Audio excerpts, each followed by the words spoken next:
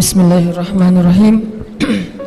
Teman-teman yang dirahmati Allah Subhanahu wa taala, tadi kita membahas tentang keutamaan duduk di dalam majelis ilmu dan hal yang coba kita selalu bangun kesadaran dan niat kita di dalam hati bahwa duduk dalam majelis ilmu itu bukan hanya buat nambah wawasan.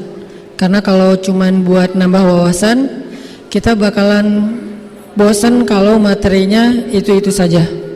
Jadi kayak ngerasa saya ini udah tahu. Tapi lebih dari itu, yang paling penting dalam majelis ilmu itu adalah tajdidul iman, memperbaharui iman. Jadi bisa dibilang bertambah ilmu itu harusnya bertambah iman. Kalau bertambah ilmu cuman bertambah wawasan tapi nggak bertambah iman, kayaknya agak-agak ada yang miss nih, kurang greget. Karena ilmu itu tempatnya di sini, bukan di sini.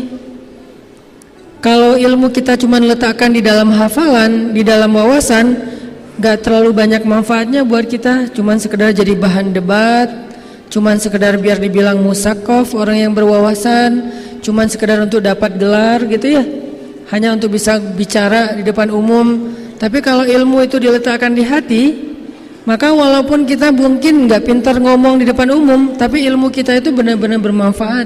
Minimal buat kita dulu nih, litajdidil iman, untuk memperbaharui iman. Karena Allah sendiri bilang, innama yakhsyallaha min ibadihil ulama. Orang yang takut kepada Allah di antara hamba-hambanya itu adalah orang yang berilmu. Dan takut itu sifatnya hati, adanya di dalam hati. Takut, cinta, takut, berani, cinta, benci, nyaman, bahagia, susah, semuanya ada di dalam hati. Nah, kata Allah, orang yang paling takut kepada Allah di dalam hatinya adalah orang yang berilmu. Ini artinya apa? Berarti salah satu cara ngebangun rasa takut itu dengan mencari ilmu. Salah satu cara ngebangun rasa iman itu dengan mencari ilmu, sehingga nanti dia jadi orang yang sejati imannya. Innamal mu'minun idza dzukirallah wajilat qulubuhum. Tapi kalau belum wajilat qulubuhum, berarti ilmunya belum sampai ke hati. Nah, ini yang kita coba belajar di dalam majelis-majelis kayak gini. Niatkan, saya ngerasa gersang nih hatinya nih. Karena kekuatan kita yang paling besar itu kan adanya di hati sebetulnya. Apalagi kalau kita mau berakad dengan Allah, akadnya itu di sini, bukan di lisan. Kalau dengan akad lisan itu kepada manusia, saya terima nikahnya, kan nggak cukup di hati doang ya. Yang penting kan saya cinta, nggak perlu akad, nggak bisa. Kalau dengan manusia harus dengan lisan. Kenapa? Karena manusia nggak tahu isi hati. Manusia itu tidak bisa menghakimi isi hati. Sehingga Umar mengatakan, nahnu nahkum bizzawahir. Kita itu cuma bisa menghukum sesuatu yang tampak. Sehingga dengan manusia akad jual beli, akad utang piutang, akad pernikahan, akad cerai, semuanya dengan lisan. Kalau kita ceraikan, bukan kita. Kalau ada orang yang menceraikan istrinya dengan hati, sah nggak cerainya? Dalam hati, enggak, itu nggak jatuh talak sama sekali itu. Tapi begitu dengan lisan dia katakan, walaupun cuma bercanda atau marah, karena nggak ada orang yang bercerai tapi nggak marah kan ya. Ustadz, saya waktu itu ngomong talak itu dalam keadaan marah, Ustadz, emosi. Emang ada yang yang mentalak dalam keadaan bahagia? Kamu saya talak ya? Kan nggak gitu kan? Yang namanya talak pasti orang marah dong. Yang disebut marah nggak jatuh talak itu marah yang sampai hilang akal, dan kayaknya jarang ada yang marah kayak gitu. Jadi kalau udah dibilang talak dengan lisan, atau kita pisah aja atau apalah yang senada, yang semakna, baru dia berlaku. Itu kalau ke manusia. Termasuk kalau kita mencintai seseorang, katakanlah kepada dia kan ada sahabat bilang, ya Rasul, saya cinta orang itu karena Allah. Kamu udah bilang belum ke dia? Belum. Bilang ke dia. Karena kalau kamu mencintai saudaramu, sampaikan kepada dia, nanti supaya dia membalas. Ana uhibbuka fillah ahabbakallahu bima ahbabtani fih. Kalau nggak ngerti bahasa Arabnya, Ustaz, aku cinta sama kamu, agak-agak gelo. Cuman kalau di Indonesia nggak budaya gitu ya, jadi agak-agak ngerasa gimana gitu. Kalau di Arab biasa aja sih, ngasih permen, ana uhibbuka fillah, akhi, aku mencintaimu karena Allah, benar-benar karena Allah. Kalau perlu kita bikin kayak make sure gitu ya. Allah, benar karena Allah, A-nya dipanjangin. Karena kalau A-nya panjang itu artinya apakah. Kalau A-nya pendek itu huruf biasa. Benar karena Allah, Allah, benar karena Allah, benar sampai 3 kali. Maka kemudian Muaz bin Jabal mengatakan, saya pernah mendengar Rasulullah SAW bersabda, siapa yang saling mencintai di dunia karena Allah, nanti di akhirat mereka akan saling memberi pertolongan. Kalau ada yang duluan masuk surga, dia akan cari temannya yang saling mencintai di dunia karena Allah untuk dia tolong supaya bareng-bareng masuk surga. Kenapa? Karena di dunia aja mereka nggak mau bahagia sendiri, pasti ingat temannya. Lagi makan ingat temannya, dia makan nggak ya?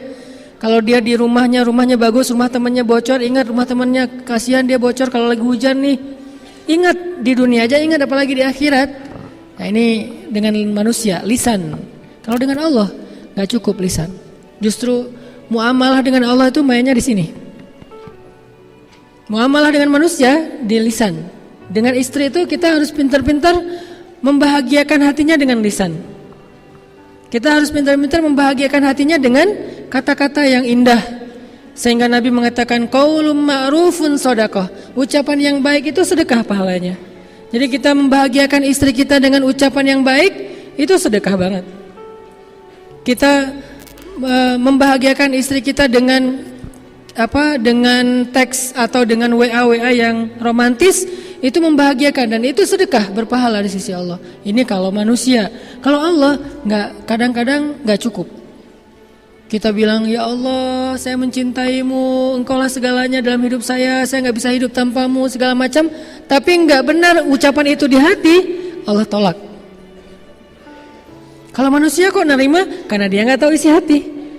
Dan dia tidak boleh menghakimi isi hati.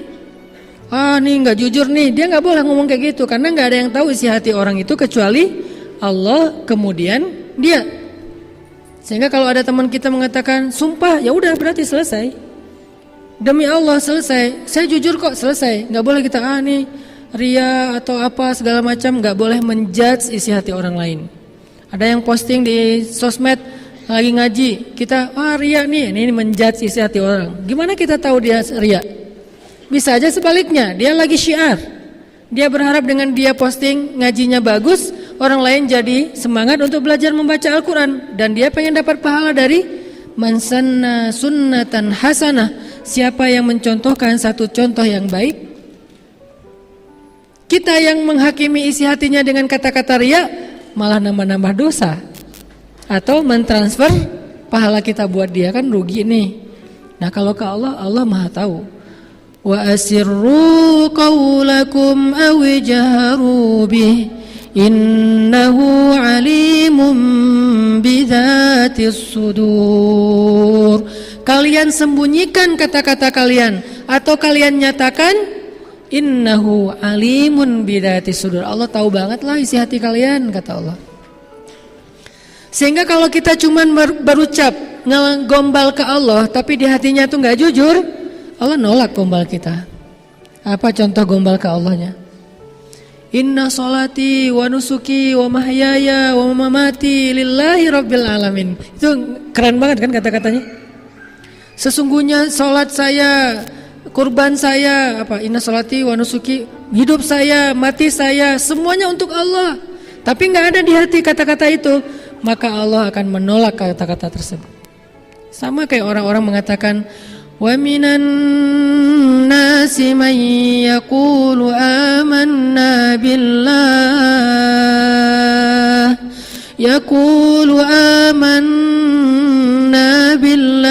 wa bil yaumil akhir. Ada manusia, ada orang bilang, kami beriman kepada Allah dan hari akhir. Terus Allah komen postingan mereka. Apa kata Allah? Wa ma hum bimu'minin. Mereka enggak beriman. Ditambah lagi komen sama Allah berikutnya. Jadi di replay komennya tuh berkali-kali. Apa komen berikutnya? Yukhadi'una Allah walladzina amanu wa ma yakhda'una illa anfusahum wa ma yash'urun. mereka bohong, kata Allah. Kenapa kok Allah menjudge seorang yang berkata-kata baik? Kami beriman, kata mereka. Kan baik kan kata-kata ini ya. Asyhadu an la ilaha illallah, inna sholati wa nusuki, apalagi hasbi Allah wa ni'mal wakil, la haula wala quwata illa billah, apalagi kalimat-kalimatnya. La'allahu khair, iyyaka na'budu wa iyyaka nasta'in, la tahzan innallaha ma'ana. Semua kata-kata yang baik, tapi Allah komennya enggak, kata Allah. Bohong, kata Allah. Kok Allah menjudge kayak gitu padahal ucapannya baik? Jawabannya ada di ayat berikutnya. Fi qulubihim marad, karena di hati mereka ada penyakit. Apa penyakitnya? Gak jujur. Makanya kalau ke Allah muamalah itu di sini letaknya. Kalau ke manusia dengan lisan. Makin baik dalam kita berkomunikasi, makin orang bahagia. Makin orang jadi teman dekat dengan kita. Makin bagus cara kita nulis caption atau kita nulis teks WA kita tuh pakai emoticon guling-guling lah, big hug lah, nangis lah, kiss lah, segala macam. Makin jadi kayak geng banget ya, sahabatan banget. Apalagi buat cewek-cewek kan senang pakai emoticon tuh. Kadang-kadang kalau di line emoticonnya sampai di share segala macam, karena itu kayak bahasa komunikasi. Kalau ke Allah nggak bisa. Kalau ke Allah itu di sini dulu, baru di sini. Bukankah Nabi mengatakan Allah tidak melihat kepada penampilan kalian, Allah tidak melihat kepada perbuatan kalian, tapi Allah melihat ke hati kalian? Maksudnya bukan gak penting penampilan dan perbuatan, bukan. Tapi maksudnya kalau hatinya gak selaras, penampilan dan perbuatan itu ditolak sama Allah. Bukankah innamal a'malu binniyat? Semua amal itu tergantung dengan niat, dan niat itu mahalluha al-qalb. Niat itu tempatnya adalah hati. Berarti interaksi kita, akad kita dengan Allah itu dimulai di sini. Kalau di sininya mantap, wah, banyak banget keajaiban terjadi dalam hidup kita. Banyak banget kalau di sini mantap. Kita nggak butuh kalimat panjang, satu kata aja cukup. Kalau di sininya mantap, udah ada akad dengan Allah, satu kata aja untuk ngeklaim, udah cukup. Apa kata itu? Allah. Udah selesai. Kita udah baca Al-Baqarah, baca segala macam, masih aja ketakutan kan ya? Kita yang gemetar. Nabi cuma dengan satu kata, Allah, musuhnya yang gemetar. Kita malam-malam sendirian mungkin di rumah atau di kos-kosan, dan banyak cerita-cerita serem kata orang-orang di kos-kosan itu, di belakang rumah segala macam. Kita bacalah Al-Baqarah, lengkap tuh, 286 ayat dibaca. Kan Masya Allah ya, ada berapa kata Allah di dalam surat itu? Kok masih gemetaran, kok masih gak bisa tidur, kok masih khawatir? Karena kita membaca itu dengan lisan, bukan dengan hati. Ketika kita membaca ayat Allahu waliyul ladzina amanu, padahal cukup ya satu kata itu, satu kalimat.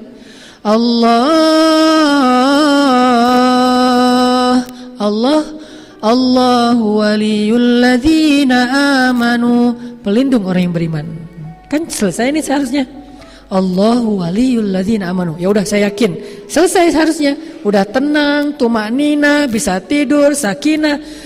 Padahal kan kata-katanya tuh udah mantep banget. Kenapa masih kurang? Di sininya belum.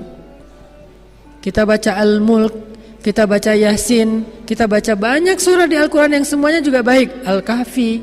Kenapa kok gak bisa bikin kita tenang ketika ada masalah? Lagi ada masalah galau berat nih, baca la tahzan innallaha ma'ana. Kita ulang-ulang. Lagi galau berat, baca tabarakalladzi biyadihil mulku wa huwa ala kulli syai'in qadir. Kok masih galau? Karena lisan kita enggak klop dengan hati kita. Jadi enggak akan terjadi apa-apa dalam hidup kita. Kenapa nggak terjadi apa-apa? Karena kita nggak lagi bermuamalah dengan Allah.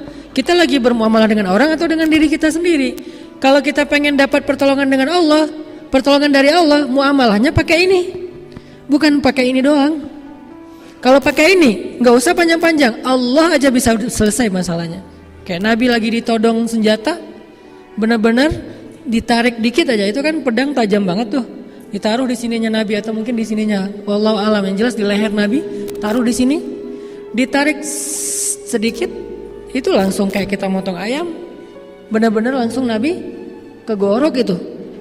Dan itu benar-benar gak ada yang melindungi Nabi di antara manusia. Dia bilang, siapa yang akan menyelamatkan kamu Muhammad sekarang? Teman-teman kamu, sahabat-sahabat kamu jauh. Nabi melihat ke arah dia dengan tenang dan hatinya mantap, mengatakan Allah. Langsung jatuh tuh pedang. Dia bukan megang pedang santai-santai gitu. Pegangnya kan namanya juga monggoro kan ya. Udah kayak orang megang samurai gitu kan, udah siap-siap nih mau ditarik. Begitu Nabi bilang Allah, gemetar sampai jatuh pedangnya. Kira-kira gemetarnya gimana tuh sampai pedangnya jatuh? Kan dahsyat banget kata-kata Nabi. Bisa gak kita kayak gitu ke calon mertua? Terus anak saya dikasih makan siapa? Allah. Wah, beres. Kenapa gak bisa malah kita yang tetap gemetaran? Nih, kita belum kuat ya hatinya. Sinyal hati kita tuh, sinyal iman kita tuh ke Allah belum terlalu mantap. Lahum darajatun 'inda rabbihim. Orang beriman itu bertingkat-tingkat. Jadi rasa di hati kita itu enggak sama. Ada yang kuat banget, ada yang biasa-biasa aja, ada yang sedikit, ada yang putus-putus. Sekali ada rasa, sekali enggak. Artinya sekali yakin, sekali ragu. Kalau sakitnya cuma sakit kayak panas doang, dia yakin Allah Maha Penyembuh. Giliran sakitnya lebih parah, dia mulai ragu kepada Allah. Kenapa yang tadi sembuh yang enggak, yang ini enggak? Yang tadi yakin, yang ini ragu. Kenapa kalau misalnya yang sakit kepala dia bisa sembuh? Karena kalau sakit kepala ringan, dia yakin sama Allah Maha Penyembuh, jadi sembuh.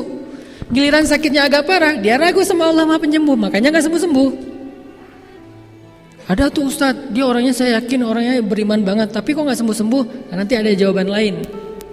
Yang jelas gak ada iman yang sia-sia. Gak ada iman yang sia-sia. Iman itu sekecil zarrah aja nilainya lebih daripada langit dan bumi. Bukankah Nabi banyak banget hadis tentang mengatakan satu amal yang lebih baik daripada bumi dan seisinya? Atau langit dan bumi kan? Itu sekecil zarrah amalnya, tapi lebih berat daripada langit dan bumi. Kalimat subhanallahi wa bihamdi, subhanallahil azim aja itu kalau ditimbang di dua timbangan, yang satu ditaruh bumi dan langit, satu lagi kalimat subhanallahi wa bihamdi, subhanallahil azim, itu lebih berat subhanallah daripada bumi dan langit. Iman sesepele itu coba. Belum kalimat yang panjang, yang satu surat Al-Quran yang kayak gimana panjang lebar. Cuman kata-kata yang singkat.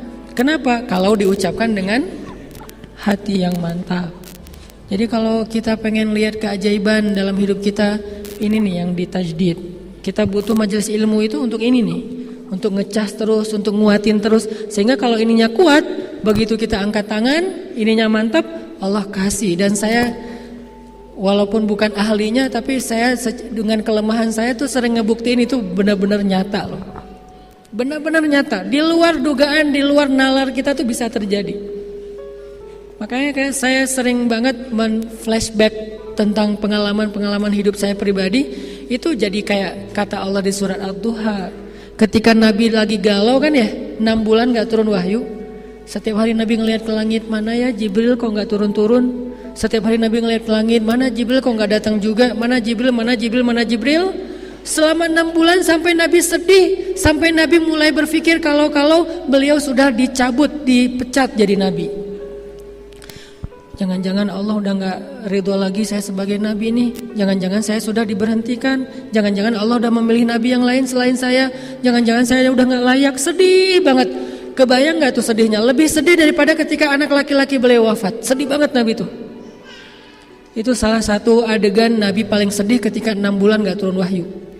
Sampai Nabi menganggap bahwa hidup ini udah gak ada artinya lagi kalau saya udah gak punya manfaat, udah gak ada misi dalam hidup, buat apa lagi saya hidup.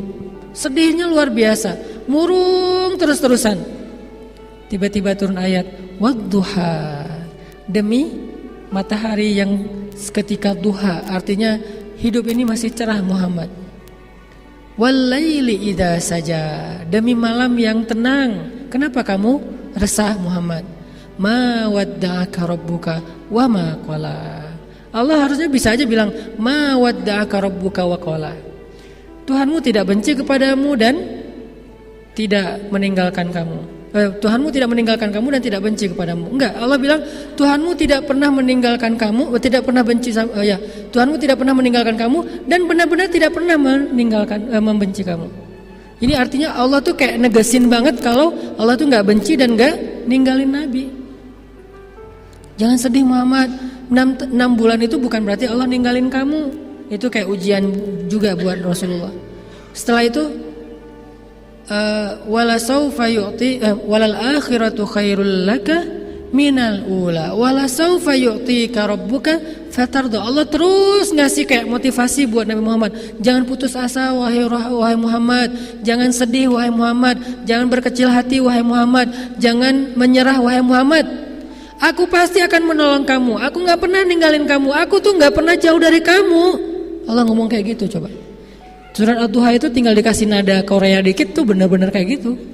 Jadi Allah kayak lagi kayak ngasih harapan buat Nabi Muhammad, kamu jangan pikirin aku jauh dari kamu. Aku tuh nggak ngereject kamu, gitu. Kalau ekspresi saya mah ya. Aku tuh nggak pernah nggak baca WA kamu. Aku tuh nggak pernah ngeblok kamu. Aku tuh nggak gitu-gitulah kalau bahasa kita yang agak-agak gimana gitu ya. Kalau ke teman mungkin nggak pernah gitulah. Yang jelas Allah kayak ngeyakinkan Nabi. Allah tuh gak pernah ninggalin Nabi. Terus biar Nabi makin pede berjalan, makin yakin bahwa beliau gak sendiri apa? Allah nyuruh Nabi flashback. Alam, coba kamu lihat ke belakang. Coba kamu ingat-ingat lagi. Alam yajidka yatiman fa'awa wa wajadaka dhallan fahada wa wajadaka ailan fa'aghna. Coba kamu ingat lagi masa lalu kamu Muhammad. Bukankah kamu dulu yatim? Gak punya ayah, kemudian gak punya ibu, kemudian gak punya kakek, kemudian sampai gak punya paman. Lalu Allah memberikan kamu terus orang yang akan mendampingi kamu. Gak ada ayah, ada ibu. Gak ada ibu, ada kakek. Gak ada kakek, ada paman. Gak ada. Kemudian setelah selesai masa paman dengan istri yang luar biasa. Kenapa Allah gak ngasih Khadijah itu semasa dengan Ummu Salamah, Sauda, Aisyah? Kenapa? Karena satu orang Khadijah itu tidak sebanding dengan semua istri-istri Nabi yang lain. Dan Nabi butuh Khadijah di masa-masa merintis dakwah. Setelah dakwah sudah agak solid di Madinah, baru dikasih pendamping khusus masa-masa nyaman. Aisyah itu istri di masa nyaman. Makanya hadis-hadisnya main, bercanda, ya kan ya? Cemburu-cemburuan, ngambek-ngambekan, kejar-kejaran, itu Aisyah.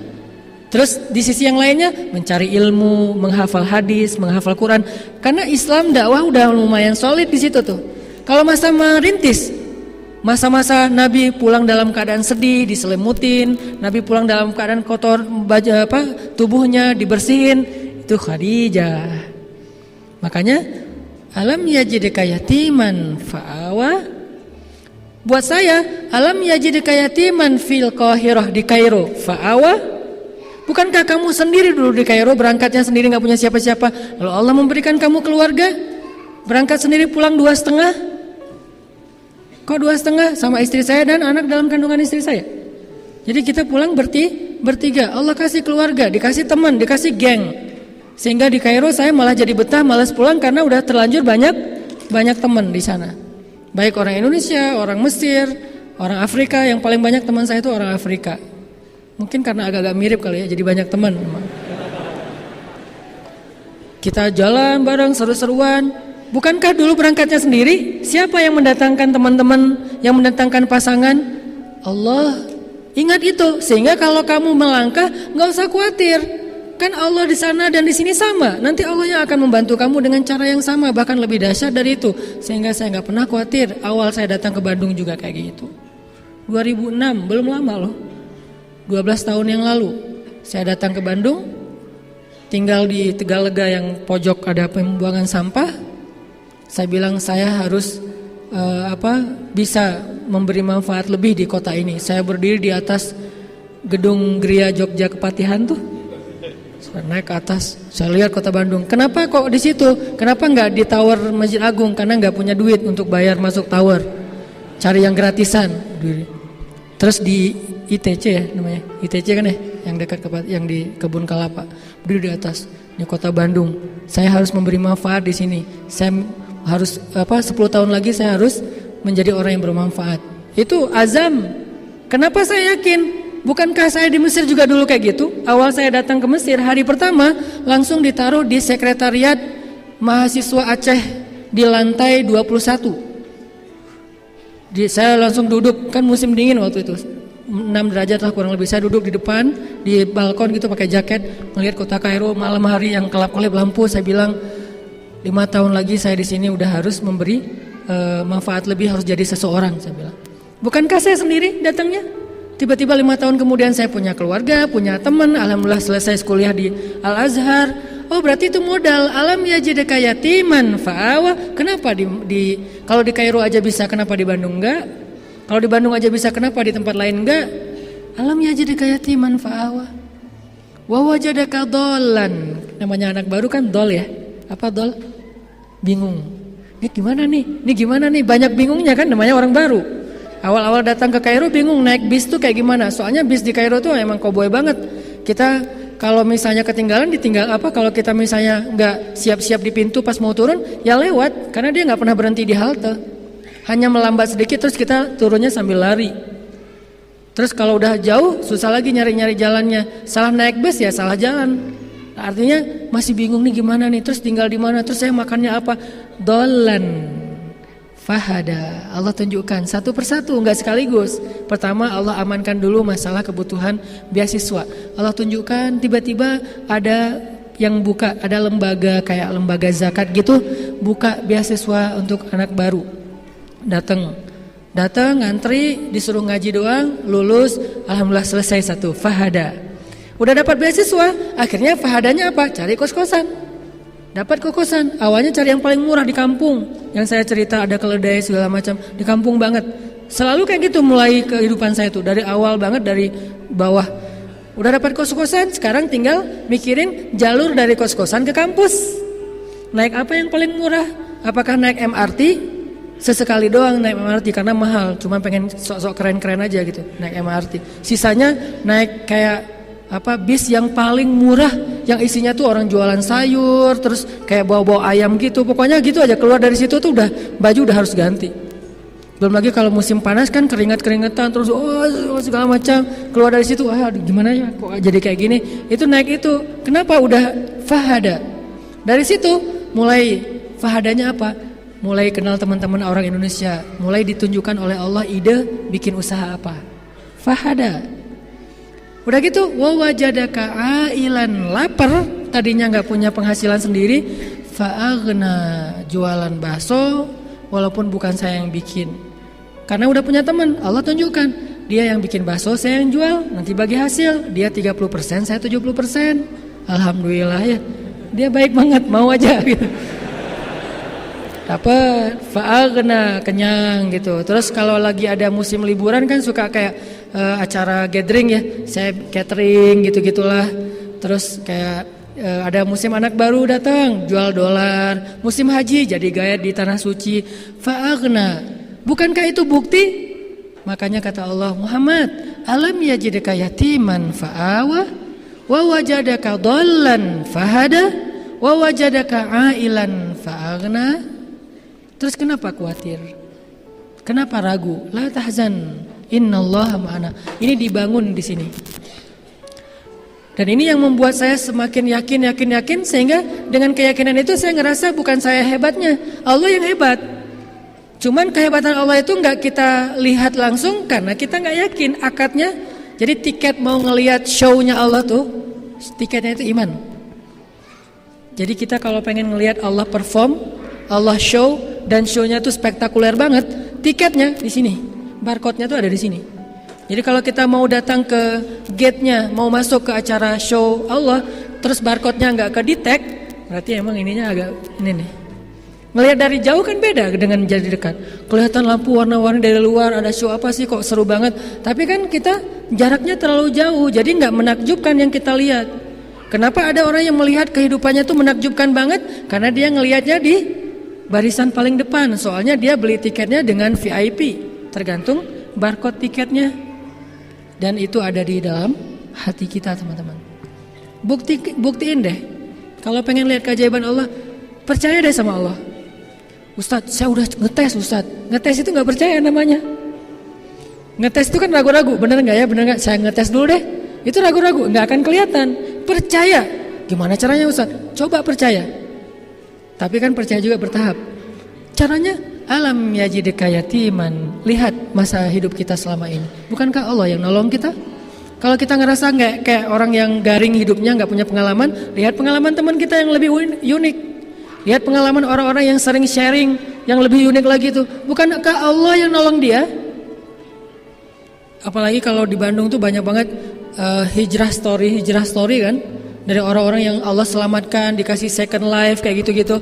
Bukankah itu alam yajidka yatiman fa'awa wa wajadaka dhallan fahada wa wajadaka ailan fa'aghna? Kenapa enggak bertambah iman kita mendengar cerita-cerita itu? Sehingga kalau kita udah bertambah iman, nanti kita akan melihat keajaiban dari Allah. Kalau enggak, wa ma hum bimu'minin. Yukhadi'un Allah fi qulubihim marad, kata Allah. Jadi syaratnya teman, coba mantapkan lagi hati kita, tajdid iman kita di dalam hati dengan majelis-majelis kayak gini. Itu yang bikin saya merasa, kalau saya pribadi nih ya, bukan saya mungkin gak layak, tapi saya merasa wa amma bi ni'mati rabbika fahaddits. Saya merasa ada satu kehebatan Allah yang saya pengen banget cerita ke banyak orang. Bukan sayanya hebat, demi Allah, Allahnya yang hebat. Dan kehebatan Allah ini kita harus tahu. Nah, itulah motivasi saya men-share. Itu yang bikin saya pede banget ngapa-ngapain. Pede kenapa? Kan Allah yang. Tapi bukan berarti konyol ya. Tetap ada pertimbangan, tetap ada ikhtiar. Itu mah urusan zahir. Pertimbangan, ikhtiar, musyawarah, itu urusan zahir. Ini kita lagi ngomongin urusan batin. Jangan sampai kita batinnya mantap tapi gak ikhtiar. Kok gak ada Ustadz? Dia terlalu woles. Terlalu, kayak kemarin ada cerita teman di Surabaya tuh bilang, Ustadz, saya tuh udah berusaha woles, tapi kok gak lulus-lulus ya Ustadz? Saya ketika ujian woles, gak belajar, kata dia. Saya udah umur sekian, woles, gak ngelamar-ngelamar cewek. Ya tapi kok jadi hidup saya kayak gini-gini aja Ustadz? Itu bukan woles. Bukankah Nabi berlindung kepada Allah dari kata-kata a'udzubika minal ajzi wal kasal? Aku berlindung kepada Engkau ya Allah dari lemah dan malas. Itu malas, bukan woles. Mudah-mudahan kita jadi tahu, oh berarti akad kita tuh di sini. Kalau mantap di sini nih, nggak akan kecewa. Terus kalau kita udah mantap, gimana cara Allah nolongin kita? Kalau kita yakin nih, udah berserah diri sama Allah, kalimat inna sholati wa nusuki, kalimat hasbi Allah itu udah mantap di hati kita. Gimana cara Allah nolong kita? Kayak Bilal bin Rabah, ketika dia diuji oleh Allah dengan disiksa Umayyah bin Khalaf, dan penyiksaan itu live streaming lagi tuh. Semua orang nonton kan, ketika Bilal disiksa, dan orang-orang pada komen, kasihan ya gitu. Yang lain nanya, siapa yang kasihan? Dikirain Bilal, ternyata bukan, Umayyah kasihan. Karena kelihatan dia yang kewalahan, yang kecapean. Bilal mah biasa-biasa aja. Sakit sih tapi ketahan. Gimana cara Allah menolong Bilal? Ketika Bilal mengatakan satu mantra, satu kata saja, ahadun ahad, ahad, ahad, ahad. Cuma satu kata. Bilal tuh nggak ngomongin Allahu la ilaha illallah wal hayyul qayyum la ta'khudhuhu sinatun wa la naum, enggak. Tabarakalladzi biyadihil mulk wa huwa ala kulli syai'in qadir alladzi khalaqal mauta wal hayata. Enggak, dia enggak hafal ayat sebanyak itu. Dia cuma tahu ahadun ahad. Kenapa Bilal enggak baca doa yang panjang? Karena Bilal baru masuk Islam dan belum tahu agama ini kecuali ahadun ahad. Dia belum tahu Al-Qur'an yang panjang, dia belum tahu hadis, dia belum tahu wirid-wirid. Bahkan nanti sampai Bilal udah di Madinah juga, dia wiridnya enggak banyak Bilal tuh. Dia pernah kayak kepo gitu ya, Nabi lagi wirid. Terus Ibnu Abbas tuh kan kayak anak kecil yang kemana-mana ngikutin Nabi ya. Jadi Nabi buat dia tuh udah kayak ayah gitu. Kemana Nabi dia ikut. Dan Ibnu Abbas dia cerdas. Kalau dengar sesuatu langsung ingat, nggak pernah lupa lagi tuh. Nah, Ibnu Abbas juga didengarin sama Bilal. Wah, wiridnya panjang gini. Yang satu lagi, ini juga lebih panjang nih Rasulullah. Dua-duanya panjang. Bilal bingung. Terus saya gimana dong? Bilal, wirid saya nggak sepanjang mereka. Akhirnya Bilal punya wirid sendiri yang cuma 4 kalimat. Dilapor ke Rasulullah, ya Rasulullah, saya tuh nggak punya wirid dan dana. Saya nggak punya wirid seperti wirid Nabi, wirid Ibnu Abbas, wirid Ali yang panjang-panjang. Boleh nggak ya Rasul? Kata Rasul, wirid kamu apa Bilal? Kata Bilal, wirid saya Allahumma inni as'aluka ridhaka wal jannah wa a'udzubika min sakhatika wan nar. Cuma 4 hal. Itu kan wiridnya Bilal tuh. Allahumma inni as'aluka ridhaka wal jannah wa a'udzubika min sakhatika wan nar. Cuma itu doang ya Rasul. Nabi tersenyum. Nabi bilang, Bilal, wirid kami panjang-panjang, intinya itu juga. Jadi Bilal itu menyimpulkan gitu, pintar ya. Wirid Nabi kemana-mana, ujung-ujungnya adalah wirid Bilal. Jadi dia tinggal ngambil ujungnya aja. Rabbana atina fid dunya hasanah. Beres kan? Wa fil akhirati hasanah wa qina azabannar. Itu udah udah menyeluruh semua doa itu ada di situ. Makanya disebut pamungkas. Jangan remeh loh dengan doa itu. Kalau kita baca doa itu dengan yakin, itu benar-benar ajaib tuh doa. Kita aja yang kadang-kadang ngerasa, aduh kayak kurang afdol nih, kayak kurang nih doanya cuma Rabbana atina. Enggak. Kalau mau nambah boleh. Tapi doa itu juga udah keren banget tuh. Bahkan doa itu diajarkan di surat An-Nisa. Allah sendiri yang ngajarin.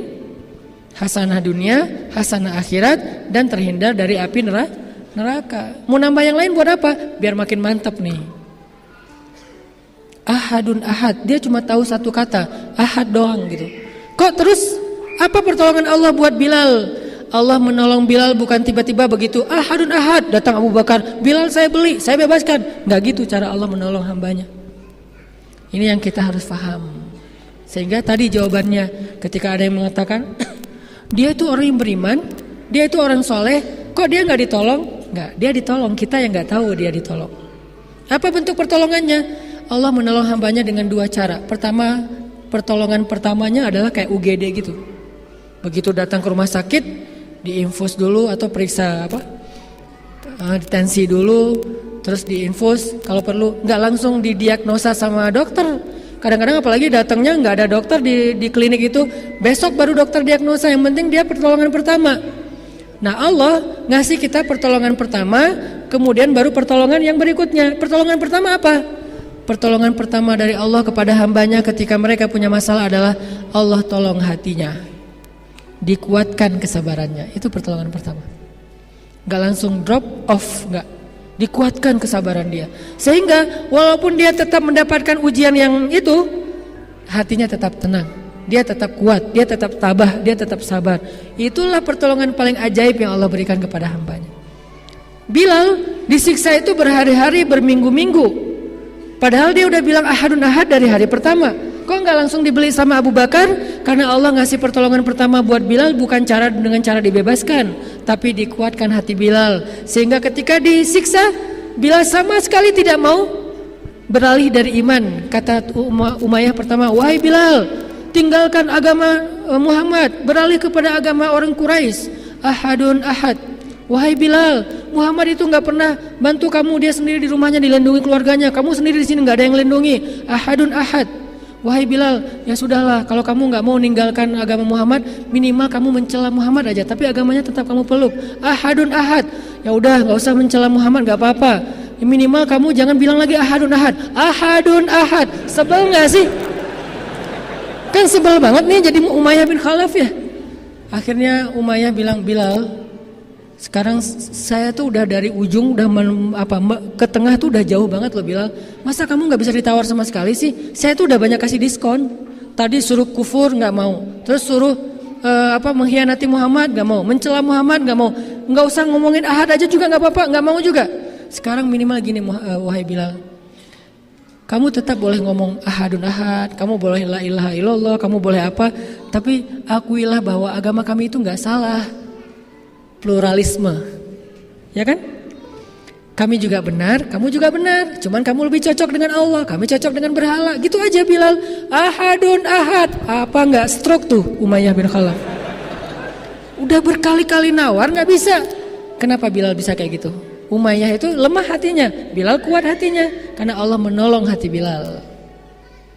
Kayak kita ketika awal berhijrah, sebutlah hijrah pekerjaan.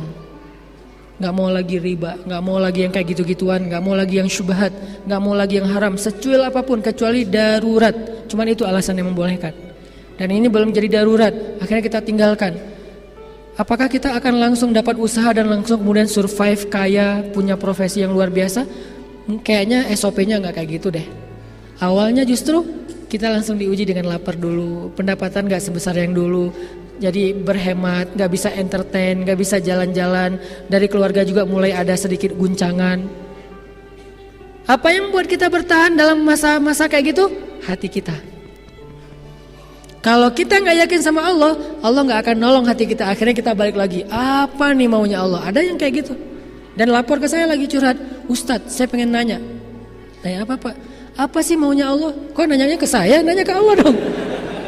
Apa sih maunya Allah? Saya tuh udah ngelakuin loh apa yang Allah mau. Saya udah ninggalkan pekerjaan riba saya udah sholat di masjid 5 waktu, istri saya sudah berhijab, anak-anak udah belajar ngaji, saya udah nggak kayak dulu lagi minum segala macam. Tapi kok hidup saya kayaknya makin susah nih. Nah, dia nggak berakad dengan Allah di hatinya.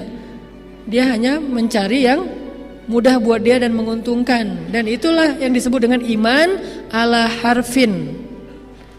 Imannya berada di pinggir, sedikit saja ada guncangan langsung terperosok. Itu iman yang kayak gitu. Karena SOP-nya bukan kayak gitu.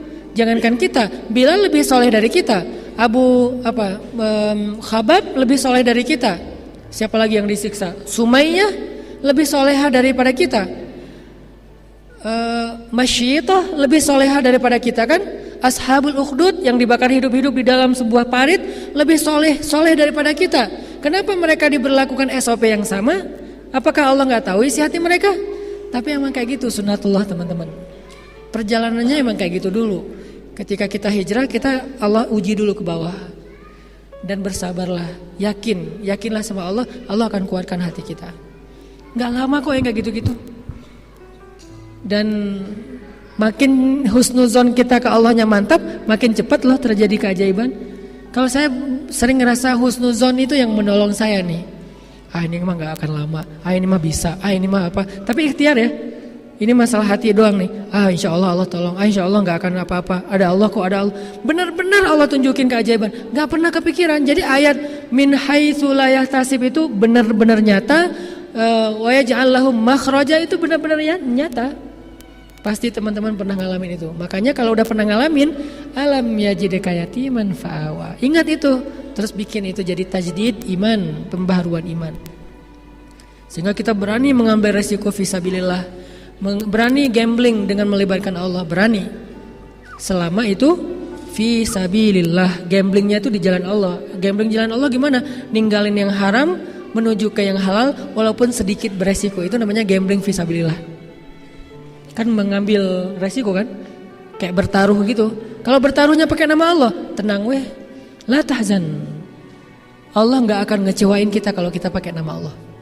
Termasuk menikah nggak punya modal, termasuk seorang perempuan menyerahkan dirinya, hatinya kepada seorang laki-laki yang nggak punya modal, gambling banget kan, ngambil resiko banget. Tapi dia tahu laki-laki ini orang yang beriman dan bertanggung jawab. Beriman dia ke Allah, bertanggung jawab kepada manusia. Artinya dia mau berikhtiar, mau bekerja.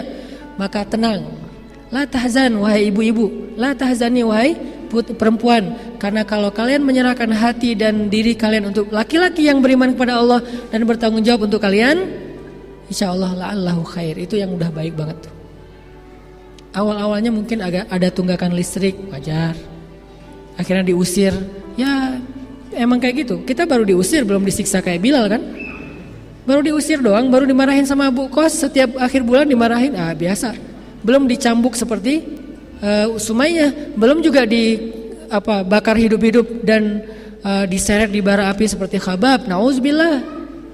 Jadi teman-teman, bersabarlah dengan sedikit ujian. وَلَنَبْلُوَنَّكُمْ بِشَيْءٍ